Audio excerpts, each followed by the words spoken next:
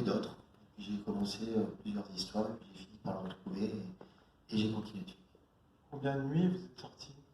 Combien de nuits, je ne saurais pas vous dire. Plus de, enfin, 2 nuits sur 3, je sortais. C'est très compliqué parce que quand je rencontrais des gens, on ne peut pas les rencontrer. Enfin, ils n'avaient pas de téléphone, ils n'avaient pas de truc. Ils disent je serai là peut-être demain, après-demain, on revient, il n'y a personne. On fait un tour, on rencontre une autre personne. Et puis c'est au petit bonheur la chance. Des fois, l'homme qui cherche les pièces dans le plaque d'égout, je ne l'ai pas vu pendant plus de 3 semaines. Et puis un soir, je suis tombé sur lui par hasard comme ça. Et puis on a continué. Je ne savais même pas qu'il habitait sous terre. Alors, il m'a amené comme ça à un moment donné, en faisant confiance. Il disait faut que j'aille chez moi, mais là, non. C'est là-bas, mais tu peux pas venir, mais tu peux venir. Et puis au bout d'un moment, il se baisse et puis il ouvre une plaque, une trappe. Il me dit dépêche-toi, rentre. Et puis une trappe, il y a un trou, il fait tout noir. Donc, on rentre, et puis il allume une lumière, et puis on se retrouve dans un petit appartement aménagé qui est en fait un local électrique qui est dans les sous-sols de Paris.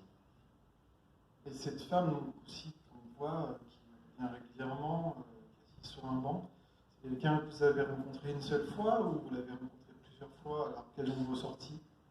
Non, j'ai rencontré une seule fois sur ce banc, et on a fait cette longue interview que j'ai décidé de disséminer au fur et à mesure du film, suivant ses propos, et que j'ai eu énormément de mal à retrouver. J'ai appelé plein d'associations, elle m'avait donné quelques pistes. Oui, il y a l'Ordre de Malte qui s'occupe de moi, là je suis dans cette ville de banlieue, donc j'ai essayé de voir la police municipale, je tenais absolument à la retrouver pour lui montrer le résultat de ce que l'on avait filmé ensemble, parce qu'elle m'avait accordé toute sa confiance assez rapidement, et je tenais à lui montrer. Et puis quand j'ai enfin réussi à la retrouver, bah, elle a refusé de voir.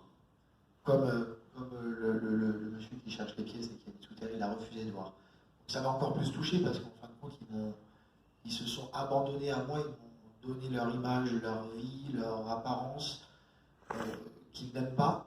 Et ils ont refusé de regarder parce que justement ils n'aiment pas leur apparence, mais ils m'ont fait entièrement confiance pour que je transmette ces images au public.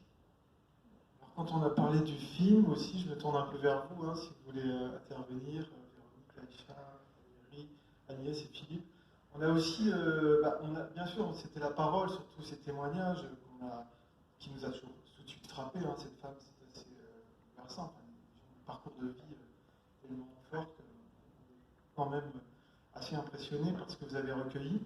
Mais aussi, on a essayé un peu de voir, là vous avez expliqué comment vous avez démarré, mais nous on a aussi été frappé par les images de Paris, les images de drone, et on a essayé de décortiquer aussi le film, parce que c'était aussi un peu le projet de voir comment on fait un film en fait. Comment on va travailler sur le rythme, sur le montage, et aussi travailler un peu en contraste. Alors, je me tourne aussi vers vous, je ne veux pas parler à votre place. Je sais qu'on a aussi été fortement impressionné par la forme plastique du film et ses respirations qui montrent une ville très belle. Enfin, c'est Paris, quoi, en fait. Vous avez filmé de manière très géométrique, donc ça impressionne aussi de montrer ces gens qui vivent sous terre quasiment. Et puis. Les contrastes sont très forts et très beaux. Voilà, pour la salle. Les plus belles avenues de Paris, les plus belles avenues de Paris, et en même temps, cette misère, cette solitude, et ça, c'est vraiment surprenant. Voilà. Merci.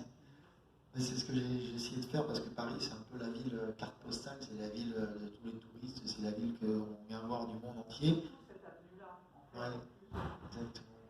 Et du coup, là, pour la première fois qu'on avait Paris carte postale, on avait le plus beau et on avait le plus alarmant et le plus triste. On avait ces deux parties-là qui nous étaient presque crachées au visage. Là, on ne pouvait plus passer à côté en fait. Parce que quand Paris, il y a du monde dans la rue, sa vie, il y a des belles choses, mais on ne fait pas attention. Là, il y avait ces deux choses-là. Et on ne pouvait pas passer à côté. Donc c'était bien, je pensais bien de mettre le plus beau avec le plus je sais pas, mais bon, le plus, il faut faire quelque chose.